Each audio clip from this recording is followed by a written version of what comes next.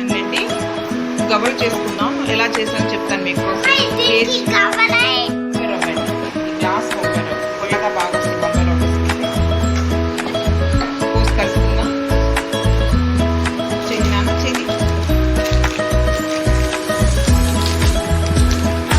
200 గ్రాములు బటర్ అండి. కేజీకి 200 గ్రాములు బటర్.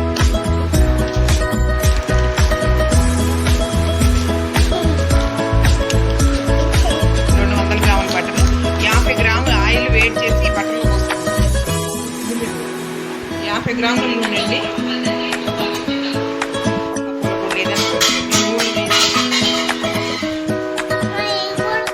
తగినంత సాల్ట్ కూడా వేసుకున్నామండి.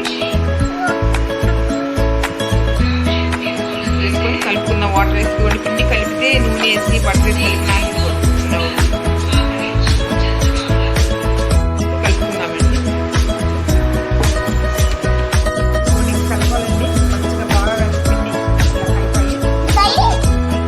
ఇట్లా మంచిగా కలుపుకోవాలి పిండిని. ఉన్న తేమంతా పిచ్చింది 1/2 లీటర్ వాటర్ అన్న పడతాయండి. చన్ని నీళ్ళు వేడి నీళ్ళు ఏం కాదు.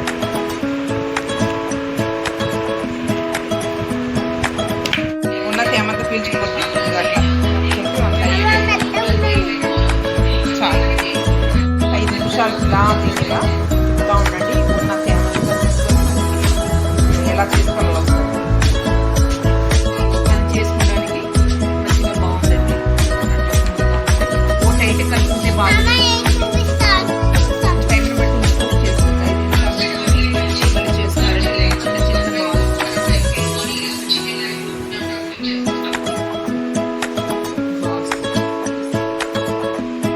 పిండి కానీ ఆయిల్ కానీ రాసుకొని సరే ఎంత స్మూత్గా మెత్తగా ఉంది. ఇలా దీనికైతే నేమి రాయాలి. అన్ని రాసుకోవచ్చు. పిండి అయినా రాసుకోవచ్చు, ఆయిల్ అయినా రాసుకోవచ్చు.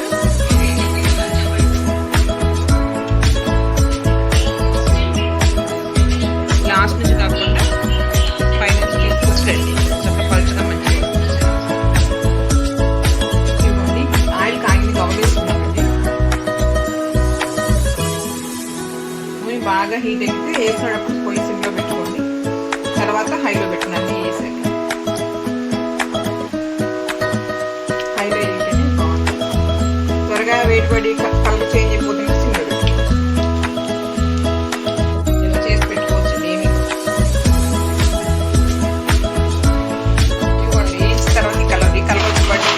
మరి డార్క్ కలర్ కాకుండా ఇలా తీసుకుంటాం. పాకం పట్టుకుందాం. నేను ఏంటంటే 1/2 కేజీ మీద గ్లాస్ రవ్వ వేసాను. కేజీ పాలు వేసాను. 1/2 కేజీ బెల్లం. మీకు గుప్పిడితో గుప్పడు చిన్న ఈ గ్లాస్లో 1/2 గ్లాస్ అన్న పంచదార వేసుకోండి. పాకం మంచిగా రావడం కోసం పిండి కలిపి 10 నిమిషాలకి చేసుకోవచ్చు. సరే 1/2 కేజీ బెల్లం 1/2 కేజీ కొంచెం షుగర్ వేసుకున్నాను. వాటర్ 1/2 గ్లాస్ వాటర్ పోసానండి. పాకం ఎలాగో చూపిస్తాను. ఇంకొంచెం ఆపాలి. దానికి ముద్దలాగా బాల్ లాగా రావాలన్నమాట. చాలా క్రిస్పీగా వచ్చినాయి. కావాలి చూసారా? చాలా బాగుంటాయి టేస్టీగా. దంచి పెట్టాను.